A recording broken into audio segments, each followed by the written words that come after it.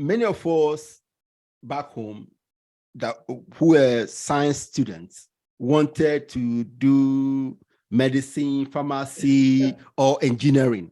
What I want to say on this podcast, engineering, medicine, when it comes to sciences, are second class to mathematics and number one, physics. Mm-hmm.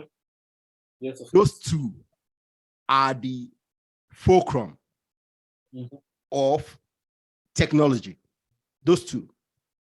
So engineering, medicine are subjects that uses the work of physics and maths to do things.